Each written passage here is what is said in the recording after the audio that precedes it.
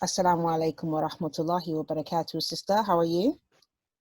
Alaikum assalam wa rahmatullahi wa barakatuh. I'm good. How are you? Alhamdulillah, alhamdulillah, very good. Jazakallah khair for joining us today on the Niqabi Diaries. Sister, could you please introduce yourself for us and tell us a little bit about what you do? Yes, Bismillah ar-Rahman ar-Rahim. My name is Maryan Artan. I'm a 17-year-old girl living in Stockholm, Sweden. And I go to high school in like 11th grade. I'm going to start like in 3 days when school starts. Uh, and yeah, I don't work anything. I have 7 siblings, alhamdulillah. It's quite a busy home and yeah. MashaAllah, alhamdulillah. So you're just 17. You're just 17, but you're wearing the niqab. So how long have you been wearing it for? I don't have exact time, but I've been wearing it for I think like almost half a year, Okay, maybe like alhamdulillah. 6 months. Alhamdulillah. And what prompted you to want to wear the niqab?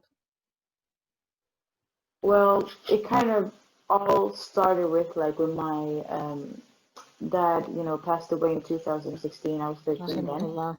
and yeah, and when he passed away, I was really like shocked because how we, died. I was like we had kind of an argument that was, my fault. And when he died, I was really like regretful and angry. SubhanAllah, I should be myself, but I was, suffer towards Allah. Mm-hmm. And I kind of drifted away from the religion. I was like 13, so I was just getting into the religion, but I just, from the little I know, I kind of drifted away from it. And some time, went by and I saw a video about Allah and I just obviously cried and repented and whatnot.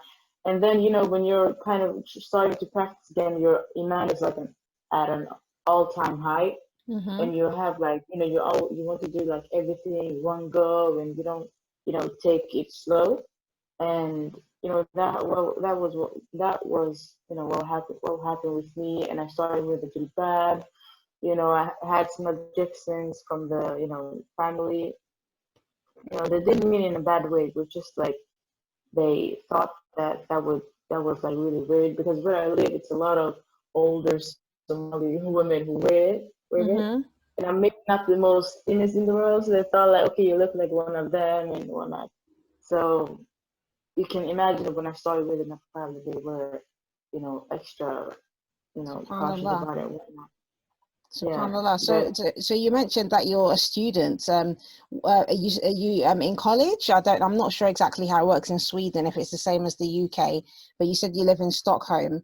So what's yeah. your experience being a student and living in Stockholm itself? Like how do you think people kind of perceive you wearing the niqab? I mean, so where I live isn't like a lot of. It's like it's mixed with Somalis and Arabs and Turks and whatnot. So a lot of Muslims. So where I live is not, Okay, really alhamdulillah. awkward for me. But I mean, when I go to school, the closer I get to school, the more secluded it is. Like more Swedish people or white people. Mm-hmm. So whenever I go there, I see this. I feel and see the stairs and. Sometimes you may hear like there's some murmurs and whatnot, little comments here and there. But when I go to school, alhamdulillah, I thought that before starting school that I was scared that they wouldn't allow me to wear it. So I was like, I was crying and praying to Allah, like, please, I'm trying to please you. Like, why? Like, could you make it easy for me to just wear it? Mm-hmm. And I didn't told them like, I want to wear the niqab. And when I started school, I didn't wear it like the first like maybe 2 or 3 months. So, the third day when the school actually started, because the second, when it's first and second was just that introduction, I saw Al Niqab and I was like, what? So, sometime after I approached her and asked her, like how, try to introduce myself, and I got to know that she was in the last year, and she, went to school like the whole 3 years. The first day she started school was the first day she wore the niqab. So that kind of motivated me. I was like, wow, subhanAllah. Like, I MashaAllah. thought that, yeah, she was really like inspiring me, and I was like, wow, if she can do it, I can do it. I can do it. So Alhamdulillah. So yeah, it's that's been another easy. student in the school? Yeah, she's evet, she was in the last year, and I'm Okay. starting the second. She's already graduated now from law. Okay. Alhamdulillah. So how does it work in your school? Is it till 18, or like how what's the system like? It's 10th grade to 11, so it's like 16, 17 to 18, 19. Okay. Okay, You know. mashallah. Okay, alhamdulillah. So you mentioned that your family, they kind of had a few reservations for you wearing the jilbab and the niqab. Do you think that's to do Yeah. with safety? And or maybe they was worried about you because you was making a bit of a drastic change. Why do you think that was? I mean, I believe it's like for different reasons. Like, I mean, the the reasons was obviously because of the safety, and Mm-hmm. they thought that because I just like I didn't give it time. I just started like directly, like, okay, I started wearing the jibab, and then maybe like a few weeks after, I started talking about the niqab, and I wore that a couple of days after, and I just thought that that was too fast for me, Mm-hmm. and safety reason as well, because they obviously was scared that when I go to school, someone would push me down the train, rails, and SubhanAllah. or beat me up or something. So I understood where they came from, and some of my family members were more um, opinionated than others. My younger sibling, they was like, I don't care, let me like leave me alone. I don't care, do whatever you want. Mm-hmm. Others was like, oh, like, why did you wear it? Like, they really tried to um understand like why I want to wear it. Yeah. Others were, you know, kind of respectful. They was like, no, that's not even part of the religion, or you're doing it because you're insecure about your face, something. I was that made me angry, but I try my best to understand that they all are trying their best to come from a good place anyway, because they are my family. So yeah, no one was really like on my side, so yeah. So did you feel that made it more difficult for you to wear the niqab? Like how did that make you have second thoughts about wearing it at any point? Yeah, it did. I mean, the thing is that before, like, I couldn't really go and buy it because I was like in ninth grade. I didn't have any pocket money or anything, so it Okay. all was, on my mom, like if she were to give me the money to buy it or not. So, and she said no. So I was, of course, quite like depressed, and I was like asking God, like, why can't I wear it? I'm trying to please you, but why are they against me? Or not? Aren't they, supposed to be Muslim? And those kind of thoughts.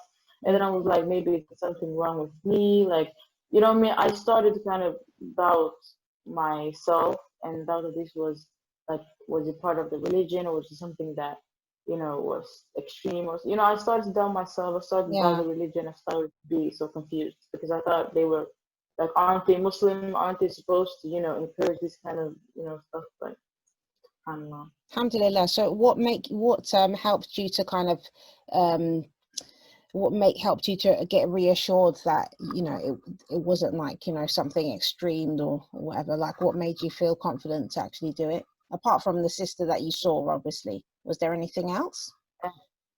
Yeah, like before I even started this year during the summer, I started to watch a lot of videos on Niqabi sisters.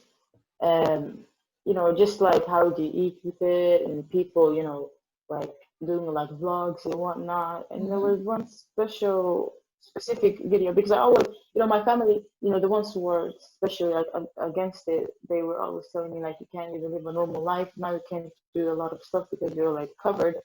And I saw one video, I don't know like the name of the channel, but she was quite talking like in Arabic in the text in English. And she said like, oh, my sister, like, don't fear, people and the judgment. You can still live a normal life and whatnot. And she showed me like her kind of like, swimming, and, um, um, like jumping from a plane and doing all these kind of like activities. And I was like, wow, how you can still Mashallah. do that? And that made me think like, it's true, like, it's just a piece of cloth on your face. Like, yes, Yeah. the meaning is big, but it's really just a piece of cloth on your face. Like, it doesn't mean that you can't live your normal life.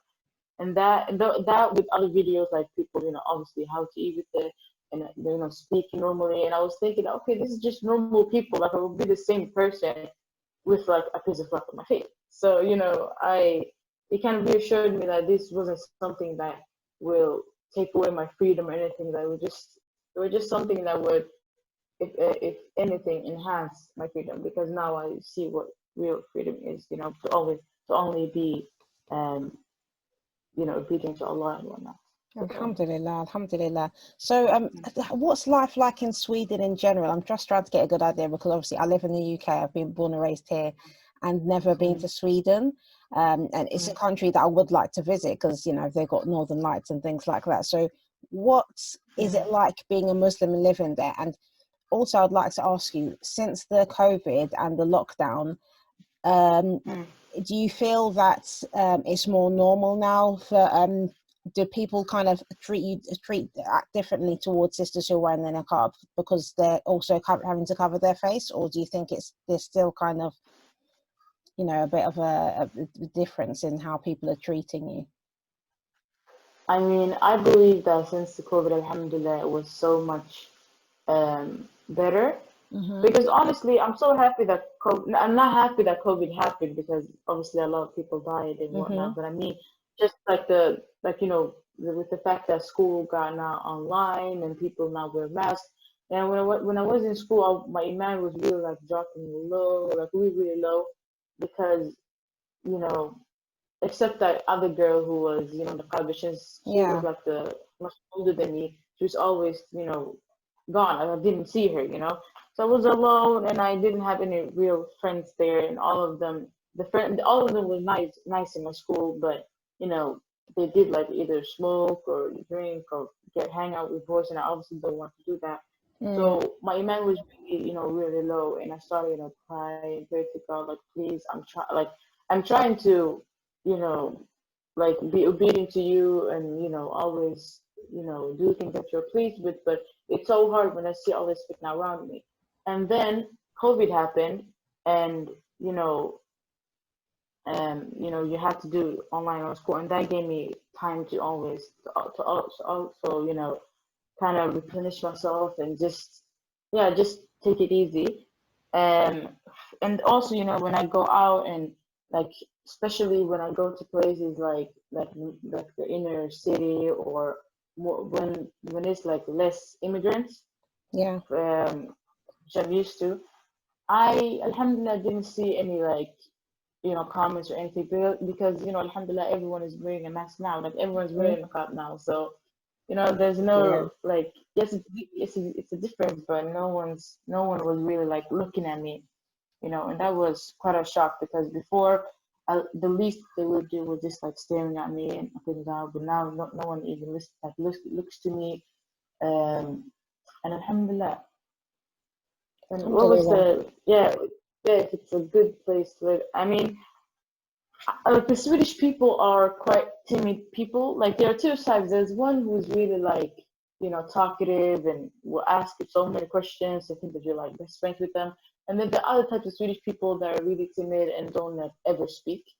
So it depends on where you go. But from when I go to any city and whatnot, the Swedish people are not very like confrontive people. Is that the word?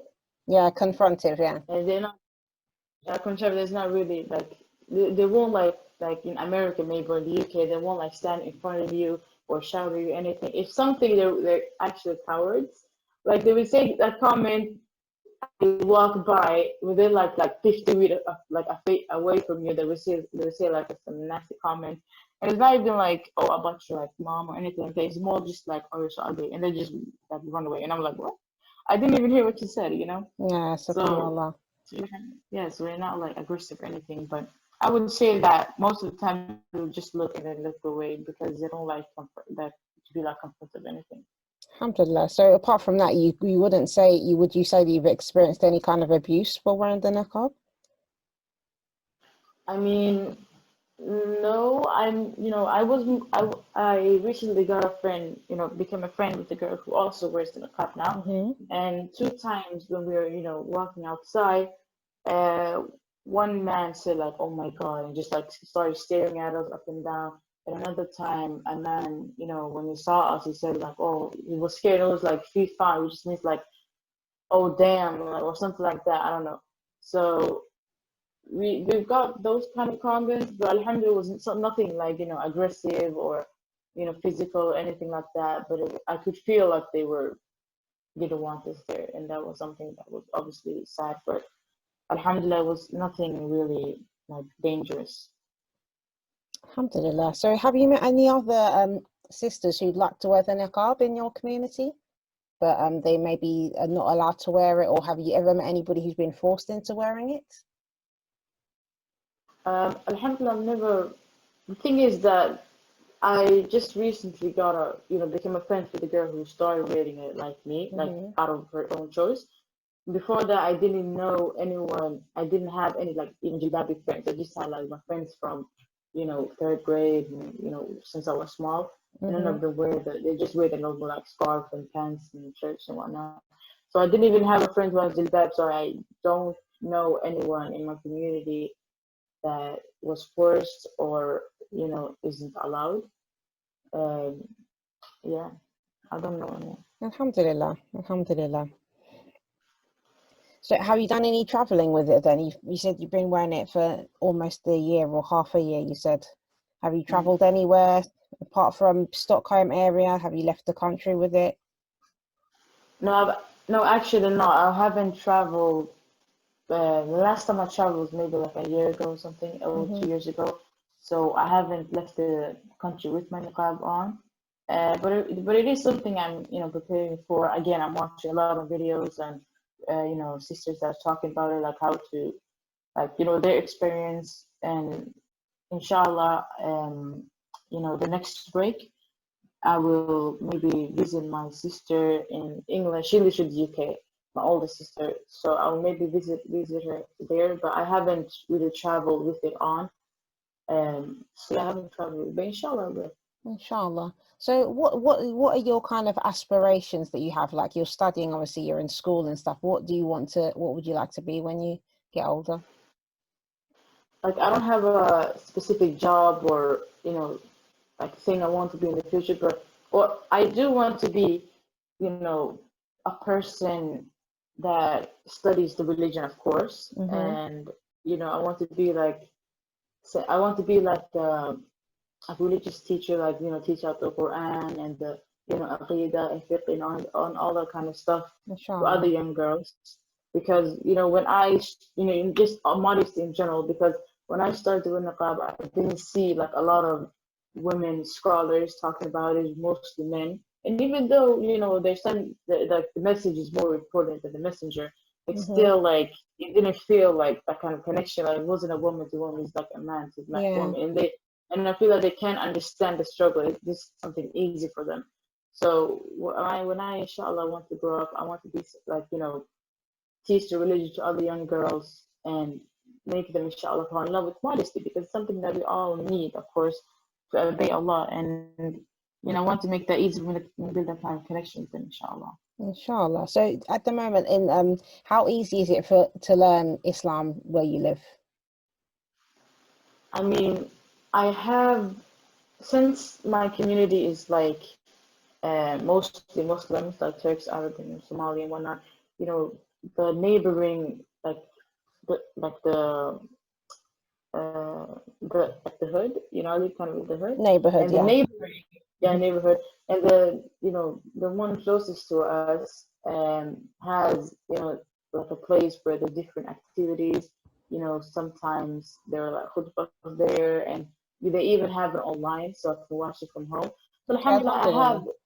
yeah, so I have, outlets that I can watch, from the phone and from the computer, in Swedish and all. I have it, but it's not like maybe in the UK where I can go to a place, sit there and just, like, um, learn everything at first hand. It's harder, but it still works. Alhamdulillah, like from the Alhamdulillah. computer. Mm. Alhamdulillah. I think it's at the end of the day, it's the effort that makes the difference, and everyone's having to do things online now as well, with with the lockdown and everything. So Alhamdulillah. Mm. Khair, inshallah. So, sister, what would you advise to others? What advice would you give to other sisters who are, young like you? Because you're only 17, right? Yeah. Yeah. So, what advice would you give to other girls your age, or even other sisters who are older than you, who would like to wear the niqab, but they're kind of thinking about it and contemplating at the moment? What would you advise them?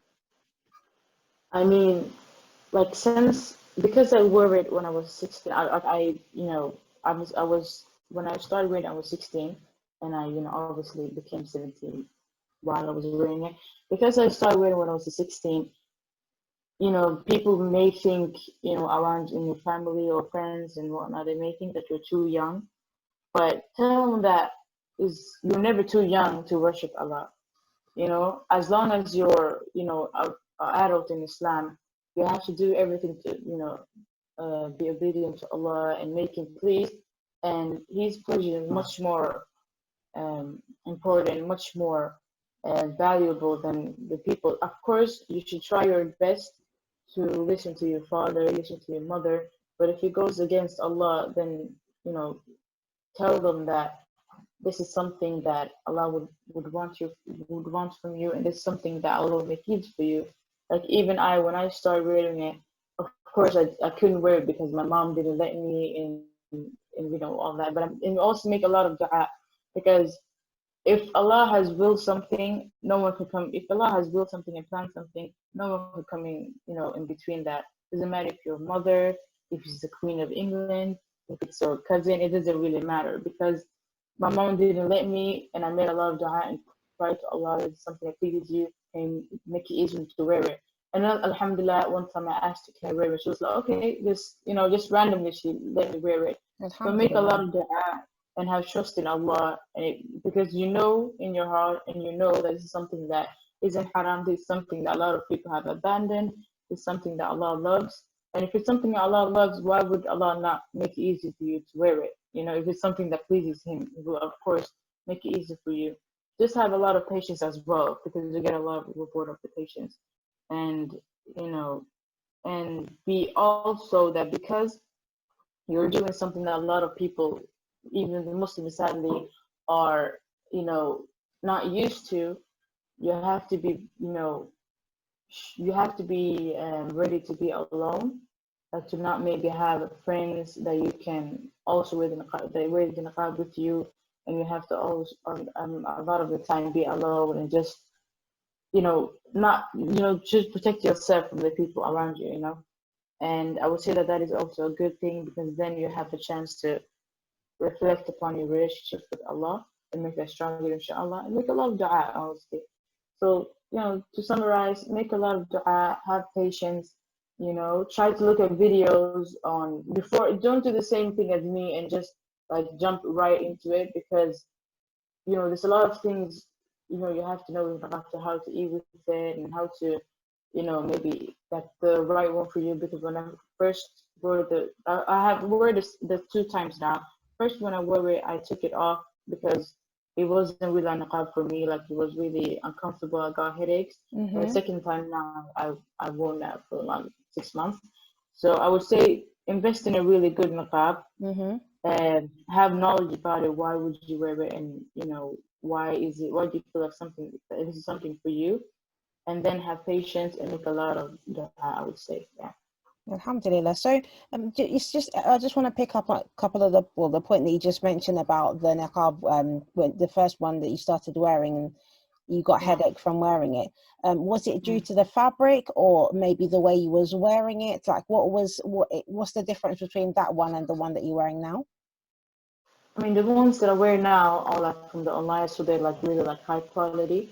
But my first one was like locally. I bought it from local, and now when I look at it, the the strings that you tie behind your back are not even the same length. Okay. So it was it wasn't really comfortable. It was always like squeegee, my eyes were always like tight and it hurt and I got Okay. headache. So it was because it wasn't a good quality, Mm-hmm. basically poorly made. So that's why. But I would say invest in a good niqab also and have knowledge about you know why would you wear niqab and have dua and have patience. Alhamdulillah. So just to end the interview, sister, I'll ask you, what does the niqab mean to you?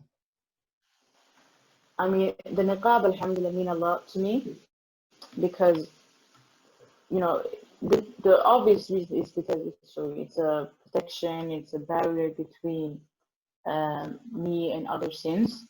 And every time I go to the toilet and and see myself, I get reminded. Like when I was in school and my iman was really low. Whenever I want to like pick up my iman and get really strong, I would go and look at me and myself. I remember why I was wearing it. Mm-hmm. So it reminds me every time about the religion and every time about Allah's pleasure, and you know and yeah, it protects me and I feel happy when I wear it. Also, it also reminds me of like before my dad passed away, I was 13, so that's when the religion started to become obligatory for me. It was always telling me to pray or to cover up. I was always covered up. I always had that hijab and loose pants, but it wasn't really for the religion. Just for I just like loose things. And he always told me to be more covered, to be more to be more modest and pray and read the Quran and whatnot. So I'm thinking like from there when he was alive, when I was kind of like not listening to him and not practicing, from him passing away, to now being as practicing as I am, I feel like he would be proud of me. So I remember like every time if I want to take it off or something, that first of all, this is something for Allah, and you're making Him pleased with you, and this is also something if my dad was alive, he would also be pleased and happy with me. So it reminds me every time that why I'm wearing it, and yeah, it just makes my life so much easier as well. So it's a reminder and barrier and protection. Alhamdulillah. Alhamdulillah, alhamdulillah. I pray that Allah make it easy for you to become somebody who's knowledgeable in his religion and to be able to share that knowledge with others and teach others, inshallah. Inshallah. Thank you. Jazakallah khair, sister, for joining us. That I've really benefited from listening to your experience, and mashallah, I really admire you for being at such a young age and making this step to wear the niqab and have that kind of courage and being bold and brave to wear it when nobody else in your community is really even wearing it. Just to be that one person. And yeah, you said you've got that friend, but you don't see her that often as well. So alhamdulillah, it's really mashallah commendable. Yeah. Yeah, it's like before I even was wearing it, because I didn't have, of course, like friends in my age or people my age wearing it.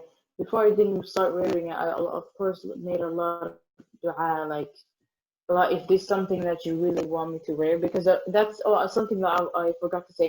This is something that when I was getting like torn because of my family, telling me like, oh, this is not part of religion and whatnot. I was starting to get discouraged, and I prayed to Allah because that's the only person that actually matters. And I said like, if this is something that really pleases you, if this is something that you really want me to wear, give me a sign that I cannot, you know, make an excuse for, like a sign right in front of my face telling me you want me to wear it. And if you do that, I will, I don't care what anyone else, I will wear it. And when where I'm living at that time, I always go out, but I never saw a niqabi like older. I never saw like a niqabi person. Maybe like one or twice, but I never saw them like a lot. And that day when I went out, my mom, I think she told me to go buy milk or something. I went out and subhanAllah, like I almost started crying. I saw so many niqabis that day, like in front of me, say "Salam alaikum" or around me. I don't even know where they come from, really. Like because before I may even say maybe I saw like one or twice, but it was never like close to me. But now I saw like these. It was obviously mostly older people, older women, but it's still like a lot of niqabis like from every shop, and I was like, what? Where are they coming from? Mashallah. Yeah, and when I came home, since I'm like quite slow in my mind, I'm like quite a slow person. When I went home, I and I put the milk away or whatnot. I tried to reflect on what happened. And I remembered when I made the dua to Allah, like make it like a sign that I cannot make an excuse for it. Like just a lot of people just coming out wearing the niqab. Like I just saw like 10 people, 20 people that day, and I was like, what? Subhanallah. So MashaAllah. that's when I was like, I'm going to wear it. Like I don't care when. And I asked my mom, and she just said yes. That was really weird to me because before she was really like, against it and really verbal against it. But now she was like, okay, and I was like, what? Allah. Alhamdulillah. Yeah. Alhamdulillah. That's amazing. MashaAllah. MashaAllah. Jazakallah khair, sister, for joining us and Thank you. sharing your amazing insights. Alhamdulillah. Jazakallah khair. Barakallahu feekum. Assalamu alaikum wa rahmatullahi wa barakatuh. Wa alaikum assalam wa rahmatullahi wa barakatuh.